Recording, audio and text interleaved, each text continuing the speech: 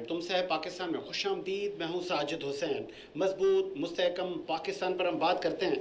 हम बात करते हैं कैसे मुल्क मिल्लत की तामीर और तरक्की में हमने अपना किरदार अदा करना है। अब तो वज़ीर आज़म पाकिस्तान शहबाज शरीफ साहब भी कह रहे हैं कि बस अब बहुत हो गया। हम जहाँ जाते हैं दौरों पर हमसे सवाल होता है कि ये कहीं हमसे कुछ मांगने तो नहीं आए, तो मांगना अब हम बंद करेंगे। अब पाकिस्तान को अपने पैरों पर खड़ा होना पड़ेगा। तो माज ये या कि वाकई हमारे इस तरह हालात हैं, या कि वो कह रहे हैं कि सिंपथी गेन कर रहे हैं वज़ीर आज़म साहब, या कि पूरी दुनिया अब वाकई हमें नफ़रत की निगाह से देख रही है कि ये किसी काम से नहीं, अलबत्ता उधार मांगने या कि हमें इमदाद के लिए ये वज़ीर आज़म साहब आए होंगे। तो ये क्या हमारे लिए बीइंग अ कौम क्या शर्म का मकाम नहीं है कि पाकिस्तान को हमें याद है कि बहुत सारी यूरोपीय ममालिक ने कहा था 20 साल पहले कि आप अपने पैरों पर खड़े हो जाएं, लेकिन हमने उससे सबक न सीखा। तो इस पर भी बात करेंगे। फिर हम बात करेंगे कि पीटीआई का फ्यूचर क्या होगा, क्या वो इलेक्शन में हिस्सा ले पाएंगे उनके अरकान, या कि अब वो कलदम की तरफ जा रही है। ज़रा ये बता रहे हैं कि जाते जाते हुकूमत पीटीआई के ताबूत में कील ठोक के जाएगी। कानूनी तरीके भी जारी हैं, अहम कानून साजियाँ भी की जा रही हैं। ज़रा ये भी बता रहे हैं कि आइन में ये भी ऑप्शन है कि ये असम्बली अपनी मुद्दत आगे बढ़ा सकती है। तो ये बड़ा अहम नुक्ता है कि क्या अगर ये मुद्दत बढ़ाएंगे तो इसके लिए आइन इजाज़त देता है, या उसके लिए कोई मखसूस सरकमस्टांस होने चाहिए, मखसूस हालात होने चाहिए।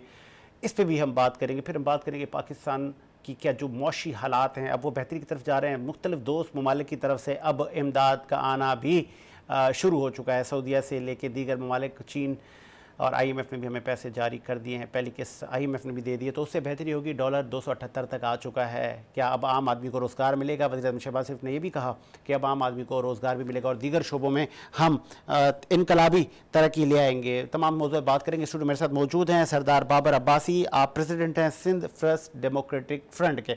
बहुत शुक्रिया सर। बाबर अब्बासी साहब, आपने बहुत सारे अदवार देखे हैं सर, आज आप आएँ और आप एक ऐसी जमात से आपका ताल्लुक़ है कि जो हुकूमत में नहीं है, लेकिन क्या हुकूमत पहले हुकूमत बात सही जा रही है, सही सिमत जा रहे हैं हुकूमत वाले? बिस्मिल्लाहिर्रहमानिर्रहीम।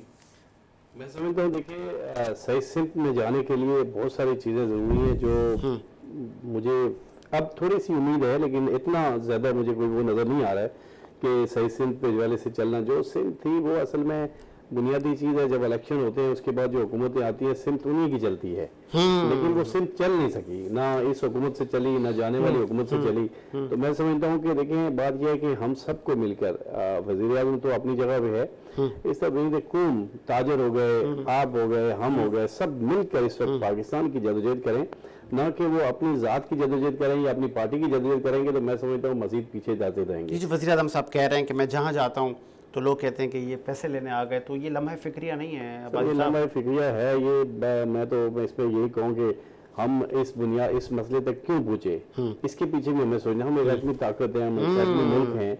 मैं समझता हूँ कि हमारे आज तक मैं एक बात बताऊँ आपको, जिस तरह देखें मेरी बात आप ध्यान में रखें कि जिन लोगों ने पाकिस्तान में सियासत या हुक्मरानी की है ना, मैं सही मायने में कहूँगा कि मेरे ख्याल में उन्होंने पाकिस्तान के लिए नहीं सोचा, हमेशा अपनी पार्टियों के लिए सोचते रहे और अपने लिए सोचते रहे। देखिए अगर आज जिस तरह PTI और नून लीग और पीपल पार्टी की जो जंग हम देख रहे हैं, तो उससे मुल्क किधर नहीं नजर आ रहा है।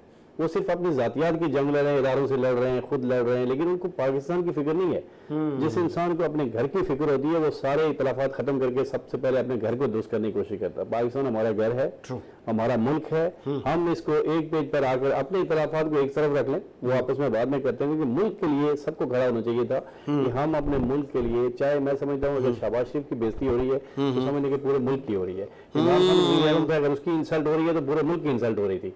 तो मैं समझता हूँ कि आज भी इनको, मुझे नहीं समझ आता है कि इनके दिमाग उसमें चले जाते हैं, जब AC में या बड़ी बड़ी गाड़ी में बैठते हैं तो इनके दिमाग सुन हो जाते हैं। ये क्या है, इनको सोचना चाहिए कि हमारा पाकिस्तान डूब रहा है, इस वक्त पाकिस्तान को ऊपर उठाने के लिए हमारे मुल्क के अंदर सब कुछ मौजूद है। इस मुल्क के अंदर क्यों नहीं मेहनत करते कि वो दूर दराज जाते हैं, दूसरे मुल्कों को देखते हैं और ऊपर हाथ फैलाते हैं। भाई अपने लोगों को साथ लेके मेहनत करना शुरू कर दो। अच्छा, देर पर मुआहदे भी तो नहीं होते ना भाई साहब, एक हुकूमत करती है, दूसरी हुकूमत वो मुआहदे रोक देती है।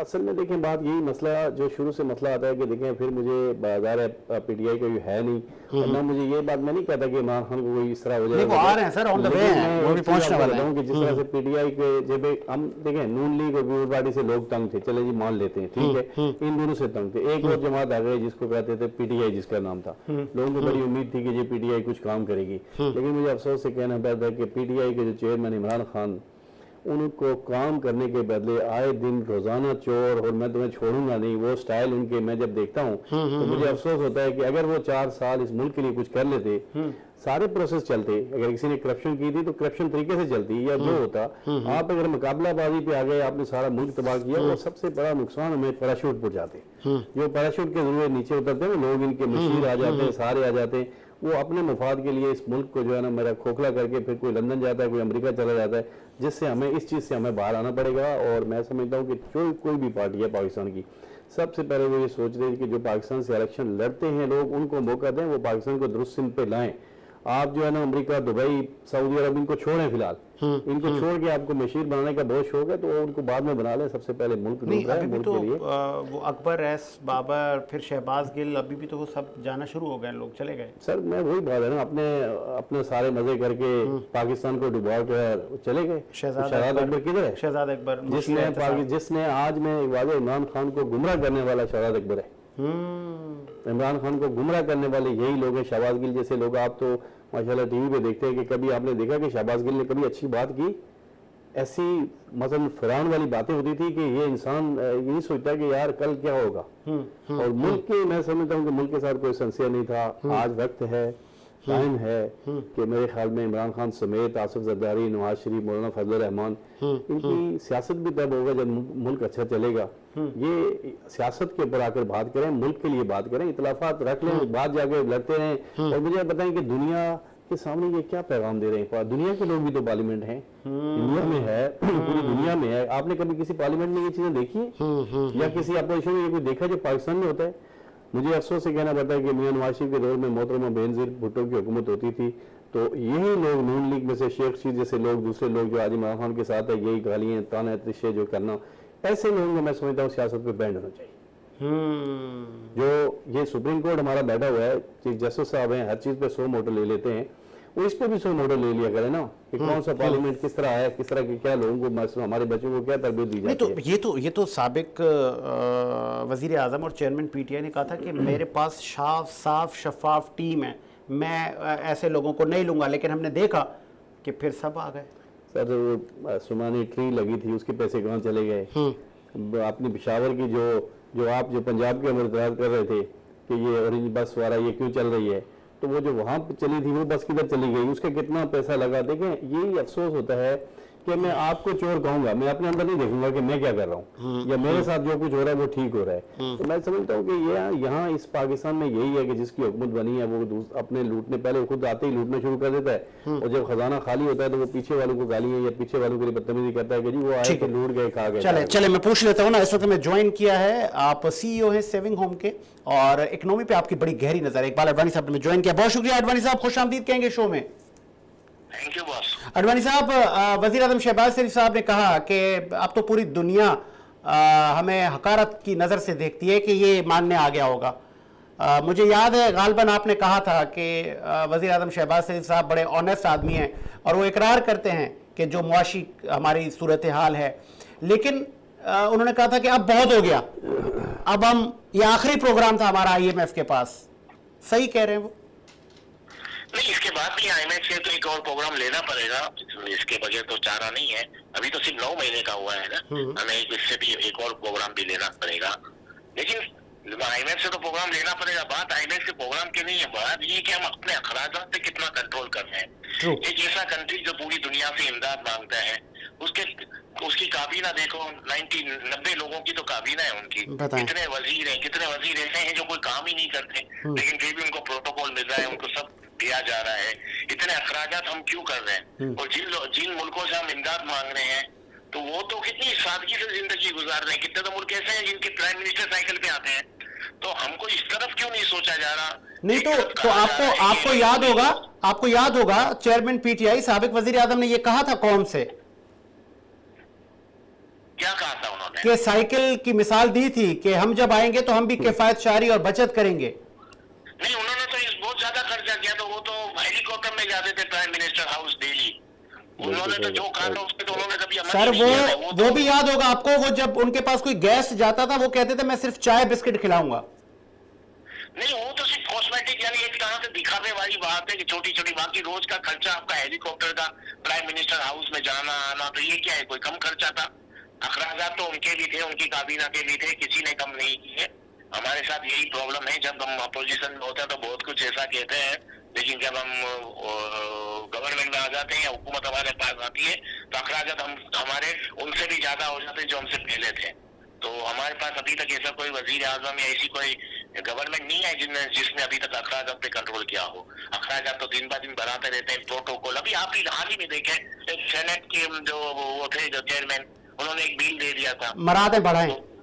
मराते किस तरह बढ़ा दी थी बताएं। आपके सामने इस तरह से। अभी आपके जो जो कौन थे प्रेसिडेंट हज के लिए गए थे, कितनी टीम कितने जानों को लेकर गए थे? बिल्कुल सही कहा आपने।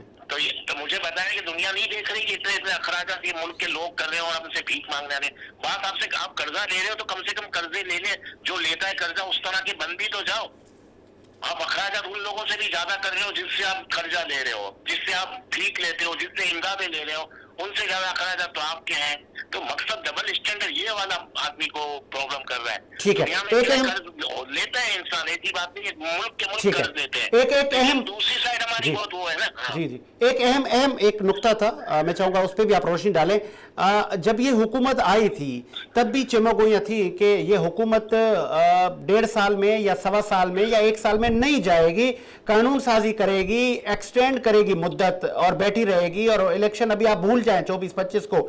आज फिर ये बहस हो रही है, हमारे जराए बता रहे हैं वेरी सुन बिल आने वाला है, असेंबलियां मजीद बढ़ेगी उनकी जो टाइम है। आपको ऐसा लग रहा है? लगता नहीं, असेंबली तो मुझे नहीं लगता बढ़ेगी। असेंबली तो यानी ये गवर्नमेंट तो इनकी तो खत्म हो ही जाएगी टाइम पे। इनकी अगस्त में, अगस्त में 10-12 अगस्त खत्म। ओके, अगस्त में तो ये चले जाएंगे। हाँ, आप ये कह सकते हैं कि केयर टेकर गवर्नमेंट कितना टाइम रहती है। ओके, ये गवर्नमेंट तो मुझे नहीं लगता है केयर टेकर गवर्नमेंट कितना टाइम लेती है, क्योंकि मुझे लगता है कि शायद वो एक जवाब उनको बन सकता है आगे जाके सेंसर का, कि ये उसके बाद हम इलेक्शन करवाएं, पहले पूरी तरह से सेंसर्स कर लें, तो उसमें एक जवाब बन जाए तो अलग बात है। बाकी केयर टेकर गवर्नमेंट अगर टाइम खींच लेगा अलग बात है, ये गवर्नमेंट तो नहीं खींचेगी। केयर टेकर गवर्नमेंट में लास्ट आपसे मेरा सवाल है, चेयरमैन पीटीआई और पीटीआई से पाबंदियां आपको हटती हुई नजर आ रही? नहीं, पीटीआई पे पाबंदी तो कम नहीं होगी। अगर इलेक्शन अगर हो भी गए तो इस तरह से होंगे कि सबको कुछ थोड़ी थोड़ी सीटें मिलेंगी। अब आप, क्योंकि आज की तारीख में जो माहौल चल रहा है, अगर इस माहौल में अगर इलेक्शन हो जाए तो पीटीआई जीत जाएगी। ठीक है, लेकिन पीटीआई जीत जाएगी तो फिर तो इलेक्शन हो ही नहीं सकते ना, सीधी बात है। जो हालात चल रहे हैं इनकी कबूलियत तो है नहीं, तो पीटीआई को इतनी बड़ी अक्सरियत तो देंगे नहीं, या तो उनके काफी टुकड़े कर दिए जाएंगे। मुमकिन है केयर टेकर जब हुकूमत आए तो कबूलियत हो जाए। नहीं, अब पीटीआई की यानी खान साहब की तो कबूलियत नहीं हो सकती, बहुत ही मुश्किल है। अगर कुछ मिल भी जाए तो थोड़ी सीटें, अगर इनको, मुझे नहीं लगता कि फिलहाल इनको कुछ ये कोई एक्सेप्टेबल है कहीं भी। अभी जो माहौल है बहुत ही मुश्किल लग रहा है। अच्छा, ठीक है, ठीक है, बहुत शुक्रिया आपका इकबाल अडवाणी साहब, आपने अपना कीमती वक्त दिया। मुझे प्रोड्यूसर साहब ब्रेक का कह रहे हैं सर, एक ब्रेक लेते हैं और ब्रेक के बाद वापस आते हैं।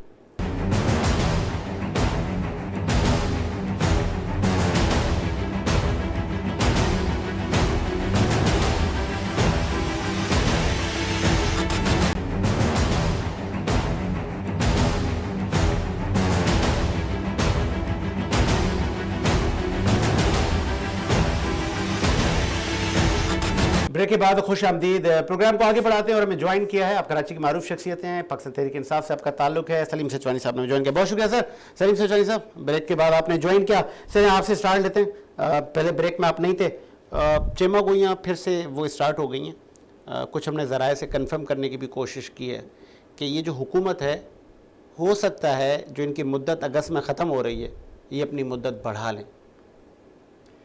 फिर क्या करेंगे? तो ये चिमटे ही रहे, अच्छा, जाए ना। अच्छा, मगर इंशाल्लाह अल्लाह की रहमत से, चले जाएंगे, करम से, फजल से इनको जाना पड़ेगा। और फिर अगर निगरान हुकूमत बैठ गई, जिस तरह बहुत सारे पाकिस्तान के सीनियर अकाबरीन कह रहे हैं, अगर निगरान हुकूमत बैठ गई वफाक में भी, तो फिर वो भी अपनी मर्जी से इलेक्शन करवाएंगे। तो एक दफ़ा आपके सामने है पंजाब और खैबर पख्तूनख्वा की निगरान गवर्नमेंट अभी तक बैठी हुई है, आइन टूटा हुआ है।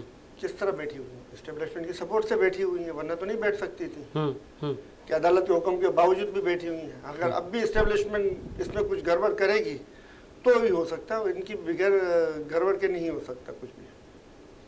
अच्छा जी बिल्कुल। आपके लायामल क्या होगा? पीटीआई का फ्यूचर क्या है? सब पीटीआई का फ्यूचर अवाम के साथ है। आप ये कहो अवाम का फ्यूचर क्या है, तो अवाम का फ्यूचर उसमें है कि नहीं, अवाम का फ्यूचर पीटीआई कैसे हो सकती है? अवाम तो सब पार्टियों को वोट करेगी। फ्यूचर पीटीआई के साथ है। अच्छा, और अवाम का फ्यूचर इसलिए पीटीआई के साथ है कि पीटीआई वो वाहिद जमात है जो रूल ऑफ लॉ और करप्शन के खात्मे की बात करती है, उसके इकदाम के लिए तैयार है।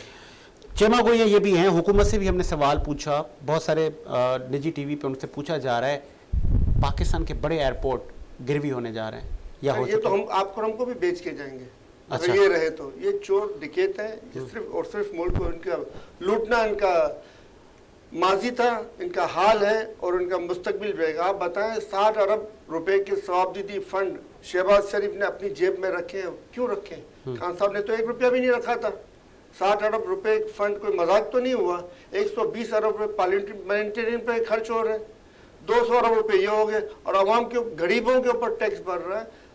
खरबों रुपए का पेट्रोल इनको मुफ्त का मिल रहा है, खरबों की गाड़ियां इनको मुफ्त की मिल रही हैं, खरबों के इनको 17.6 तो ये पुरानी स्टेटमेंट है अरब डॉलर की जो ये मराते ले रहे थे। अब तो इसमें मजीद इजाफे करते जा रहे हैं और ये इजाफे इतने होंगे मेरे ख्याल से अब तो 20 खरब तक 20 अरब डॉलर तक पहुंच गई मराते हैं। और अगर ये मराते इसी तरह बढ़ाते रहे और गरीबों को खून चूसते रहे तो मैं आपसे फिर वही अपनी बात रिपीट करूंगा कि इनका मकसद यही है कि पाकिस्तान की गरीब आवाम की हालत अफ्रीका की आवाम की हालत की तरह हो जाए कि इनके सोचने की समझने की सलाहियतें महदूद हो जाएं, वो सिर्फ खाना और पीने तक महदूद हो जाए। और ये मुल्क की मादनियात जो बलूचिस्तान खैबर पख्तूनख्वा और गिलगित बल्तिस्तान में अल्लाह ने नवाजा हुआ है, इसके अलावा सूबा सिंध में सूबा पंजाब में भी अल्लाह ने बहुत नवाजा हुआ है, इनके ऊपर जो है वो गैर मुल्की अपनी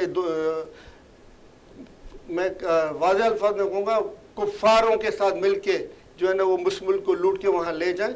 और पाकिस्तान से ही नहीं सिर्फ मुसलमानों से भी और आलम इस्लाम से भी दुश्मनी है। ठीक है सरदार बाबर साहब, आपने सुना पीटीआई के सलीम सिचवानी साहब की बातें, कितनी अच्छी अच्छी बातें हैं। तो ये हम हुकूमत में जब थी पीटीआई तो कैसी थी और अब कैसी, आप क्या कहेंगे? मैं कुछ बातों से इतलाफ करता हूँ। अच्छा, सबसे वो पहले आप बात कि रूल ऑफ लॉ की बात आप ना करें तो अच्छा है, इसलिए कि हमें भी यकीन था कि इमरान खान ने 3.5 साल रूल ऑफ लॉ के लिए 1 साल बहुत होता है, 1 साल काफी होता है सर। लेकिन आप प्लीज मुझे थोड़ा सा सुन लो सर, आपको शायद रूल ऑफ लॉ के इमरान खान को ये बात बिल्कुल मुझे खुद हमें था कि ये रूल ऑफ लॉ वाली पार्टी नई पार्टी आ गई, पीपल पार्टी और नून लीग से अब अल्लाह करे ये नई पार्टी कुछ काम करे। लेकिन बदबख्ती ये हुई कि हम सिर्फ एक ही नारा सुनते थे कि मैं छोड़ूंगा नहीं, मैं चोर है, मैं वो। उसके बदले अगर खान साहब इतनी बिल करवा लेते, कोई कानून पास करवा लेते, कोई कानून बना लेते या कोई रूल ऑफ लॉ वाली बात हो जाती तो हम कहते कि यार इस मुल्क में कुछ अच्छा हुआ है। मुझे अफसोस से कहना पड़ता है कि जो पीटीआई के अंदर, मैंने अभी थोड़ी देर पहले मेरे भाई ये नहीं थे तो मैं अभी दोबारा उस बात को कह देता हूँ कि जिस तरह से मैंने आपको बताया शहबाज गिल जैसे लोग, दूसरा वो जो एक इत्तेसाब का जो बनाया था इन्होंने शहजाद अकबर, जो खरबों रुपए का, आज ये कहते नहीं कि कुछ नहीं किया उसने, खरबों रुपए जो है ना जो कुछ देखे। मेरी बात यही मुश्किलें हैं कि हम अपने आप को डिफेंड करते हैं लेकिन हकायक से पर्दा जो है ना कभी अभी भी बहुत सारे पीटीआई के लोग जेलों में भी हैं सर, शिबली फराज हो गया। देखें जेलों में तो सारे ही होते हैं, जेलों में तो नून लीग भी सारी थी। मुझे आप बताएं आज इमरान खान अपने मुंह से कहता है कि शाहिद खाकान के साथ कुछ नहीं था, हमने शाहिद खाकान के क्या किया था कि रोड से आपने उठा लिया था। ये तो हिस्ट्री है इस पाकिस्तान की और उस हिस्ट्री से जब तक ये लोग बाहर नहीं आएंगे, चाहे पीटीआई है, नून लीग है या पीपल पार्टी है, तो क्या उन तमाम पॉलिटिकल पार्टियों ने हिस्ट्री से कुछ सीखा है? नहीं सीखते ना, देखिए नहीं सीखते। अब मैं आपको बताऊं, जिस तरह मेरा भाई बात कर रहे हैं, अब इनको आस्ता आस्ता अगर इनको हुकूमत मिली तो इनको समझ आएगी कि यार अब हमने हुकूमत किस तरह करनी है। अच्छा, क्योंकि ये वो नवाज शरीफ वाला स्टाइल पहले केपीके में कर चुके थे। मैं आपको बता रही, ये नवाज शरीफ वाला स्टाइल में आज आपको बता दें कि सियासत पे बड़ी गहरी नजर रखने की करना। गुलाम ईसा खान की दौर ही नवाज शरीफ भी बड़ी हवा में थे, क्योंकि उनको भी बड़ी हवा लगी हुई थी कि जी वो मेरे साथ हैं भाई बाप, तो मुझे कौन हटा सके। तो उस वक्त वो भी यही जो जिस तरह खान साहब का जो रवैया है ना, यही रवैया था, मैं नहीं मानूंगा, मैं ये कर दूंगा, मैं वो कर दूंगा, उसको भी गुलाम ईसा खान को भी तू भी साइन कर, मैं भी साइन करूँ, चले छुट्टी हुई, ठीक है। आखिर समझते समझते फिर जो है ना मोहतरमा के साथ जो वो चीज़ हुई। देखें सियासत जो है ना बड़ी ठंडी और धीमी है। मैं अगर कोई भी बंदा मुल्क का प्राइम मिनिस्टर बनता है तो वो प्राइम मिनिस्टर जब बनता है तो वो पूरी कौम का प्राइम मिनिस्टर होता है। वो पीटीआई का या नून लीग का पीपल पार्टी का नहीं होता है, ऐसा ही है, ठीक है। उसका काम ये नहीं होता है कि वो स्टेजों पे चढ़ के तुम्हें मैं छोड़ूंगा नहीं, मैं तुम्हारे ऐसी उतार दूंगा वो कर। देखें इस मुल्क में बाशऊर बेशुमार लोग हैं। मुझे ये सियासी जमात बताए नहीं कि 50,000 लोग नहीं निकलते, ये बातें करते हैं बड़ी बड़ी।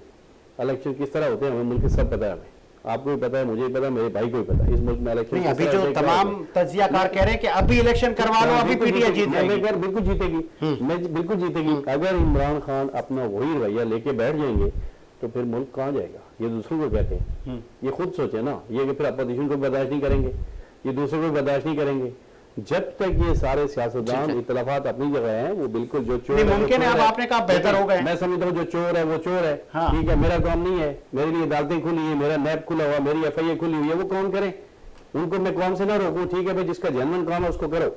बिना वजह चेयरमैन पीटीआई ने नैब को नहीं रोका था ना, नैब पकड़ धकड़ कर रही बात थी। ये है, जब मुझे एक बात बताएं, रात को टीवी में फवाद चौधरी या दूसरा कहता था कि फलाना कल नहीं होगा, तो क्या होता था?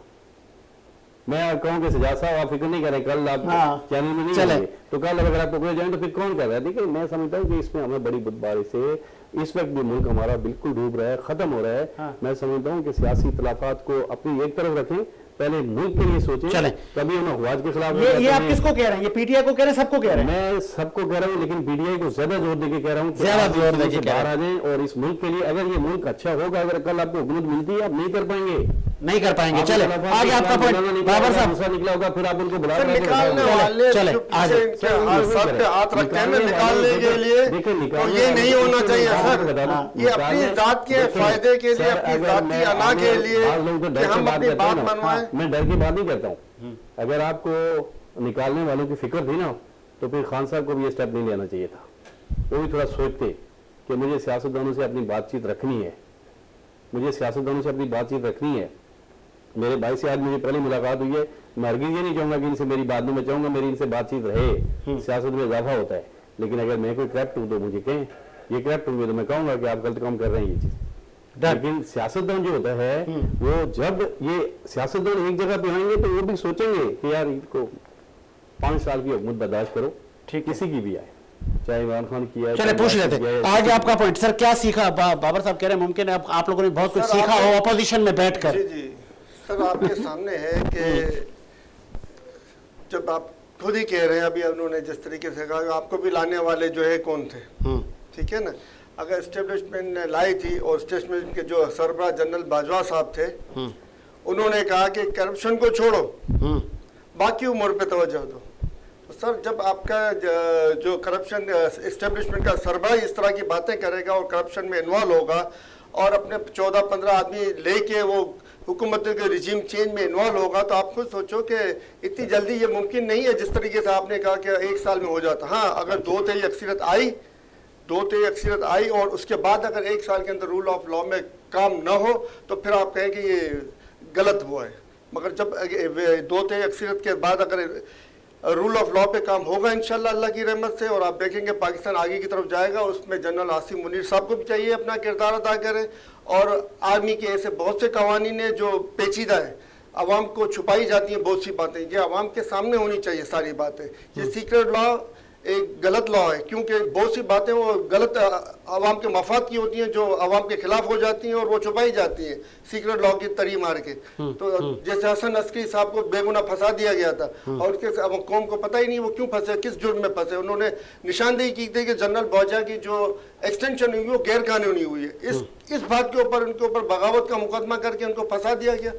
क्या बागी खत लिखता है, सबको बताता फिरता बागी कि मैं ये जो नहीं ये गलत हुआ है। नहीं तो वो आपकी हुकूमत में भी थे ना, ये मिलिट्री लॉ सीक्रेट लॉ आपकी हुकूमत में थे सर। खत लिखेगा सबको। इसमें एक पॉइंट है मेरा, जी सर, आपने बिल्कुल सही कहा, ये नहीं होना चाहिए, बाजवा को नहीं करना चाहिए। लेकिन अगर देखें, मुझे पता है मैं इलेक्शन जीत के आया हूँ, आप इलेक्शन जीत के आए हैं, तो आपके पास इख्तियार है कि आप अपनी फाइल खुद चेक करें या आप अपने PA को फाइल दें या किसी मिनिस्टर को फाइल दें। अगर मेरे पास कोई फाइल आती है, मैं ऑन द रिकॉर्ड कह रहा हूँ और मेरे पास ये प्रूफ है, अगर वज़ीर आज़म के पास किसी फाइल जाती है किसी बिजनेसमैन की, तो वो कहता है यार ये फैज अमल को दे दो, तो फिर उस वज़ीर आज़म का क्या करे आदमी?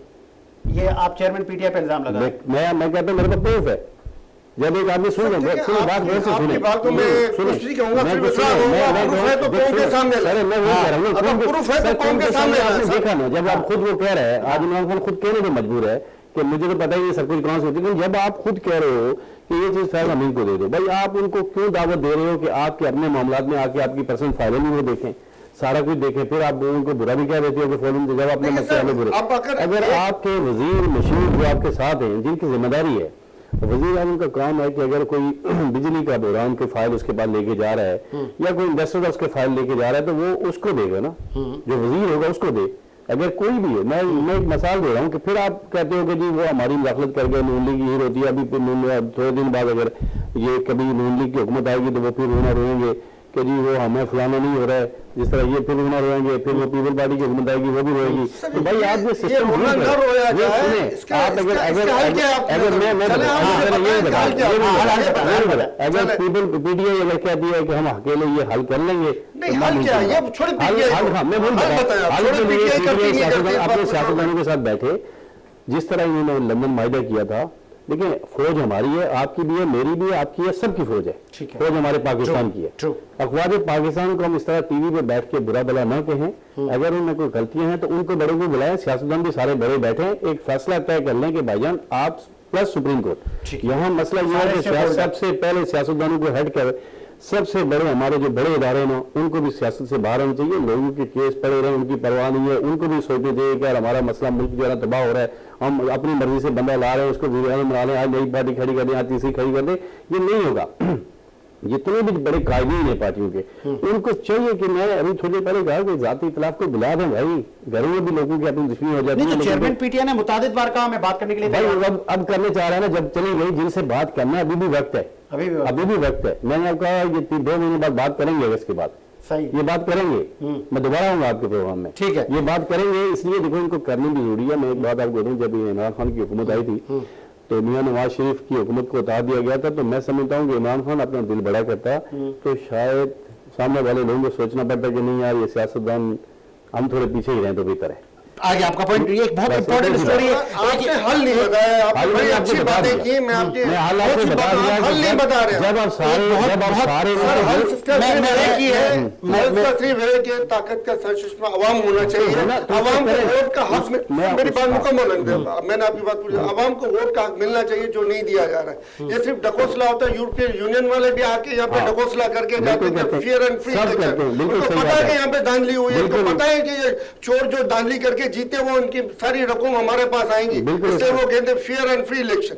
सर इस तरह के ढकोसले जब तक चलते रहेंगे, रूल ऑफ लॉ और करप्शन का खात्मा नहीं होगा, रूल ऑफ लॉ पे हम नहीं आएंगे, उस वक्त हम आगे जा ही नहीं सकते। रूल ऑफ लॉ हमारे दीन की बुनियाद है और सुन्नत नबी भी है, सुन्नत अहले बैत है, सुन्नत खुलफाए राशिदीन है, इसके बगैर तो कभी हम तरक्की नहीं कर सकते। एक बहुत इंपॉर्टेंट लास्ट स्टोरी है सर, एक लास्ट स्टोरी है। पहले सलीम साहब चूंकि नैब कवानीन में जब ये हुकूमत आई थी उन्होंने नरमी की थी, बहुत सारी चीज़ों को ख़त्म किया था, अब फिर नैब कवानीन में सख्ती की जा रही है और ज़रा ये बता रही है सख्ती इसलिए की जा रही है कि चेयरमैन पीटीआई वेरी सून गिरफ्तार होंगे और नैब करेगी उनको गिरफ्तार। सर इनके पास कोई ऐसा केस नहीं है जो इमरान खान के ऊपर ये साबित कर सके, सिर्फ ये सियासी केस बनाए गए और उनकी गिरफ्तारी करने का इनका एक ही मकसद है कि किसी तरीके से हम गिरफ्तार करके इनको कोई ऐसा पॉइजन दे दें जिससे वो यहाँ से जेल से रिहा होने के बाद जो है वो महीने 1.5 में इनको कोई ना कोई बीमारी ऐसी सख्त लग जाए और उनका शहीद हो जाए। इनकी ख्वाहिश सिर्फ ये है, इसके अलावा कोई ऐसा केस जो बाहर से पैसे लाए हैं खान साहब और सुप्रीम कोर्ट के अंदर वो पैसे पड़े हुए हैं और करप्शन कहाँ से हो गए, फिर क्या इमरान खान को मिले पैसे, क्या इनके अकाउंट में गए? नहीं, और गए सुप्रीम कोर्ट का अकाउंट में पड़े। अलकादिर जो यूनिवर्सिटी बनी है उसमें मेन किरदार तो हमारे जो है वो बेरिया टाउन वाले साहब का है। अब वो बेरिया टाउन वाले साहब से अभी तक क्यों पूछताछ नहीं हुई है? होनी चाहिए, सबसे होनी चाहिए, मगर एक ही पॉइंट पे अटकाया हुआ कि इमरान को तोशा खाने में जिन्होंने गैर कानूनी गाड़ियां ली उसके ऊपर क्यों कार्रवाई नहीं हो रही है? तोशा खाने में इमरान खान को अटकाया हुआ है, अदालतों में जाते हैं दरवाजा बंद कर दे तो तेज बंद क्यों किया, उस पर केस कर दिया। अदालतों में जाते हैं दरवाजा तेज क्यों खोला, उस पर केस कर दिया।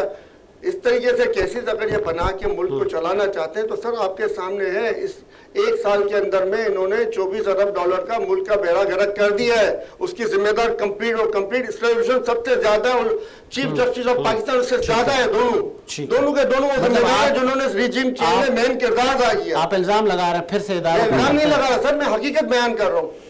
अगर ये गैर कानूनी फैसला न करते कि वो कासिम सूरी की जो आपके हक में फैसला है तो वो कानूनी है। सर आप बता दें कौन सा कानून है जो है ना स्पीकर की रूलिंग को कोर्ट में चैलेंज करने की इजाजत देता है। मैं अभी आपको कहूँगा, आप सही कह रहे हैं। आप बता दें ये कानून है जो इजाजत देता है।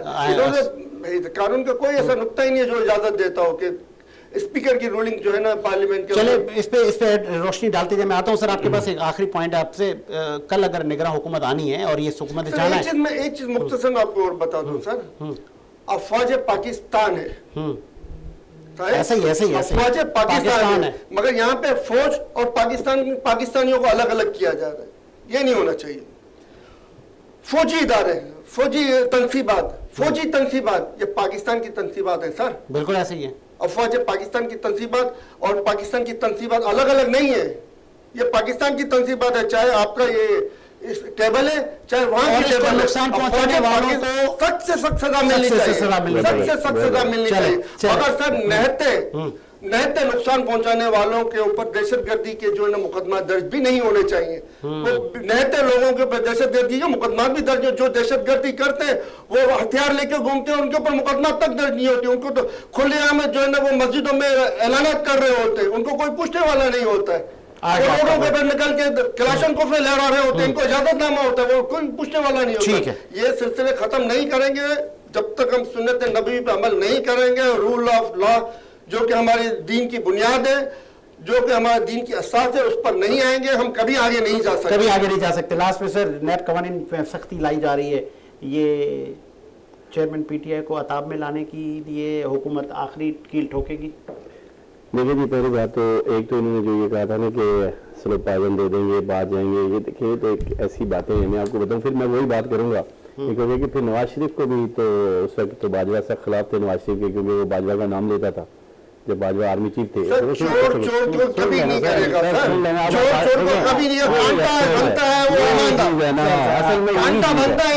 बाजवा था तो वो सब कुछ था, फैज अमीन था वो सब कुछ था। उस वक्त नवाज शरीफ भी जेल में था ना। ये ऐसे एक मनगढ़ बातें होती हैं कि जी फलाने को मारने चाह रहा है, कोई किसी को नहीं मारना चाहता। मकसूद चपरासी आपके सामने, डॉक्टर रिजवान आपके सामने है, देश हमारे से गाँव में army chief general Asif Janjua आपके सामने है सर। जिस तरह जो है ना ये आपके जनरल जाओ जिनको तैयारी से मारवा दिया, वो बाहर से लोग नहीं आए थे सर, वो भी हमारे आस्तीन के लोग थे। ठीक है, मसला ये है, इस बात को मैं उस पर नहीं जाना चाहता, लेकिन अगर आप कहेंगे कि जी हमारा लीडर कीमती है, दूसरे का नहीं है, तो पाकिस्तान का हर लीडर कीमती है। अगर वो लीडर है तो पाकिस्तान के मफाद का सोचता है, तो रूल ऑफ लॉ के खिलाफ सोचता है। तो नहीं पड़ा होगा कल के उसके अपने बयान थे कि मैंने नवाज शरीफ के लिए कुछ नहीं किया, सब कुछ बाजवा ने किया। कल के उसके अपने बयान सर वो हुकूमत में तो थे ही ना, ठीक है ना, थे ना। जब नवाज शरीफ साहब उतरे तो इमरान खान तक तो हुकूमत में ही थे एक साल तक, तो मुस्लिम लीग नून की हुकूमत में वो गिरफ्तार था तो था लोग के मार देंगे, मारे कोई नहीं मारता। सर मुस्लिम लीग आखिरी बात करके जा रहा हूँ, तमाम पार्टियां जितनी भी हैं हमारी मुल्क की, बाहर के एजेंडे सारी सब बात ना करें सरदार, खुदा की कसम एजेंट है। मैं सामने कह रहा हूँ, पाकिस्तानी कौम को बैंकुश बनाया इन लोगों ने, अपने रहन सहन, अपने प्रोटोकॉल सबके देखे।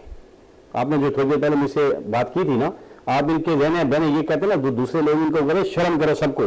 ये जितने भी हैं इनके रहने, इनका चाय देने वाला अलग होगा, खाना देने वाला होगा, मालिश करने वाला अलग होगा, हर जितने भी हैं, और इनके जो हैसियत है ना वो अल्लाह से पूछेगा, अल्लाह पूछेगा इनसे।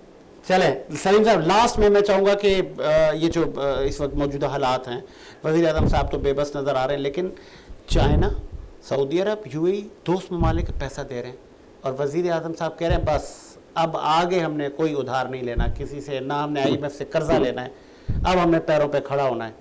उम्मीद की किरण जागी। डॉलर में मुल्क सवारों आज से 30 साल से तो सुनते हुए आ रहे हैं, ये सिवाय कौम को बेवकूफ बनाने के और उनको कुछ नहीं आता। ईरानी तेल से कौम को सहूलत मिलेगी, उस सहूलत को भी ये खा गए। अरबों डॉलर उन्होंने अपने अपने अकाउंटों में मुंतकिल कर दिया। कौम को क्या मिला? कुछ नहीं, ठेंगा। कौम को क्या दिया? रशियन तेल से, जिससे कौम को 40% सस्ता तेल मिलना था, उस तेल से कौम को क्या फायदा पहुंचा? अरबों डॉलर उन्होंने अपने अकाउंटों में जमा करवा लिए, इंडियन एजेंट को बीच में इन्वॉल्व करके। ये कौम के है ही नहीं। इनको लाने वाले भी गद्दार हैं और ये भी गद्दार हैं। मुमकिन है और भी पीटीआई के और लोग बिठाने में सहूलत दो दे रहे, वो भी गद्दारी के मुर्तकिब हो रहे हैं। और आप सारे जितने भी थे हाजी थे सारे। सर मैं ये नहीं कहता हूँ सारे हाजी थे। हाँ। अब मैं ये नहीं, मैं आपसे क्या कहता हूँ कि सर आप सब पे इल्जाम लगा रहे हैं ना, आप सब पे इल्जाम लगा रहे हैं। इस की बात कर रहा हूँ मैं। जो मैंने कहा ये नहीं कहा मैं कि सब, मैंने कहा जो भी इसमें इन्वॉल्व है। अच्छा। जो भी मैं भी इन्वॉल्व हूँ तो मैं भी गद्दार हूँ। अगर कोई मेरी पार्टी का भी इसमें इन्वॉल्व है तो वो भी गद्दार तो है। अब आप तो अपने चेयरमैन को कहें कि आप ऐसे लोगों को ना लें, जैसे फवाद चौधरी था, फिरदौस आशिक आवान। चलिए, अल्लाह का एहसान है, पीटीआई के कारकुन सारे शुक्राने के नफल अदा कर रहे हैं कि जो आस्तीन के सांप थे वो खुद ही जर गए। इसमें जो है ना आसिम मुनीर साहब का एक तरह से किरदार भी होगा, तो उसके लिए एक तरह से अल्लाह ने जो किया वो बेहतर भी किया है कि आस्तीन में जितने सांप थे वो जड़ गए। और इंशाल्लाह आने वाले इलेक्शन के बाद पीटीआई जो है ज्यादा बेहतर तौर पे कारकर्दगी दिखाएगी और 2-3 अक्सरियत से होगी। तो इंशाल्लाह मैं मिलजुल के पाकिस्तान को आगे जाना चाहिए, पाकिस्तान को आगे ले जाना चाहिए। दोबारा सर एक चीज है, अगर किसी खातून की बेहुरमती हुई है, ठीक है, वो ठीक है, उसका हक है कि उस पुलिस वाले के खिलाफ कार्रवाई करे। अगर किसी सियासतदान के साथ में बेहुरमती हुई है तो उसका हक है कि उस बंदे के साथ कानूनी कार्रवाई करे। ये तो उसका हक है, कानूनी इस्लामी और इखलाकी। पीडीएम से मेरा एक सवाल कि मैं पीडीएम की बात कर लेता हूँ, सारी पीडीएम को मिला के। इमरान खान ने जी सीटें ले ली 185, ठीक है, आपकी पीडीआई ने। अगर पूरी पीडीएम ने 150 सीट ली तो क्या आप उसका अपोजिशन मानेंगे नहीं मानेंगे? सर इसका जवाब आपको खान साहब देंगे। अपोजिशन जो होगी, जो अपोजिशन लीडर का तरीकेकार है, जो तरीकेकार है अपोजिशन लीडर का, अपोजिशन माजरत के साथ अपोजिशन लीडर का जो तरीकेकार है, जिस तरीकेकार से पार्लियामेंट के अंदर अपोजिशन लीडर चुना जाता है उसी तरीके से चुन के आएगा ना सर। लेकिन सुन ले, अब ये बोलिए पार्लियामेंट कह रही हो कि आपको अपोजिशन लीडर बना है और खान साहब कह रहे हैं इसको बनाओ, ये तो मुमकिन नहीं है ना सर। ये एस्टेब्लिशमेंट कह सकती है, खान साहब नहीं कह सकते। बात पेश करता हूँ कि उसने जो एक फैसला किया था, वरना करने चाहता तो वो कर सकता था अपना अपोजिशन, क्योंकि आसिफ जरदारी के अंदर ये सलाहियत मौजूद है। लेकिन उसने नून लीग को कहा था कि इनकी सीटें ज्यादा हैं, अपोजिशन लीडर इनका हो। मैं एक मिसाल आपसे कह रहा हूँ कि आप जिस तरह आप जीत के आए हैं, अगर फ्री एंड फेयर इलेक्शन आप जीत के आए हैं, आपके साथ बंदा दूसरा बंदा अगर आपके एज गेट में आया हुआ है, वोट उसने भी दिए हुए हैं, आप जीतने के बाद कहेंगे जी मैं हाजी हूँ तो चोर है, कम से कम वो भी अगर मसलन आपके साथ 7,000 वोट ले गया है तो आपको उसकी रिस्पेक्ट भी करनी चाहिए कि नहीं यार ये बंदा मेरे ईद करीब आया हुआ है, ये भी इसको भी अवाम ने वोट दिए। ठीक है, चले अवाम के वोटों की हकीकी पहचान हो, इसीलिए ईवीएम मशीन लाई थी खान साहब ने। सर खान साहब के पास कौन सी हकीकी अब उस मसले को खत्म करने के लिए कि इस्टेब्लिशमेंट लाई है, ये लाए, धांधली हुई है, बेईमानी हुई है, इस मसले को खत्म करने के लिए ईवीएम मशीन आई थी। 138 तरीके हैं नॉर्मल तरीके जो इलेक्शन होते हैं उसमें, और 25 से 30 तरीके ईवीएम के अंदर भी अगर धांधली के, तो सर जो कम धांधली के तरीके हैं उसको अपनाना चाहिए और मजीद उसको में कमी लाने की कोशिश करनी चाहिए और आवाम को उसका हक मिलना चाहिए। और जब तक पाकिस्तान बर्दाश्त मांग रहा है, सब पाकिस्तान बर्दाश्त मांग रहा है, मगर वो गरीब जो पिसा हुआ है, आज वो गरीब जो अनपढ़ बन चुका है, आज वो गरीब जिनके पास खाने के लिए, आज वो गरीब तालीम के लिए पैसे नहीं है, आज वो गरीब का बिल देने के लिए पैसे मांग रहा है। लेकिन आवाम उसको वोट दे रही है तो वो वोट आवाम दे रही है। बात तो यही है कि आवाम वोट दे रही है तो अगर आवाम वोट नहीं दे रही होती है सर, मजबूरी होती है उनकी वोट देना। बिरयानी की प्लेट इतना मजबूर कर दिए गया कि बेचारे बिरयानी के लिए 500 रुपए के लिए वोट देने के लिए तैयार। सर ये चीजें जो है ना खत्म करने की जरूरी है कि मशीन लाई जाए और आवाम का हक दिया जाए। चले और इसी खुशहाल मेरा मुर्शाद आबाद रहे। साजिद हुसैन को इजाजत दीजिए, मुलाकात होगी नए प्रोग्राम के साथ। अल्लाह हाफिज।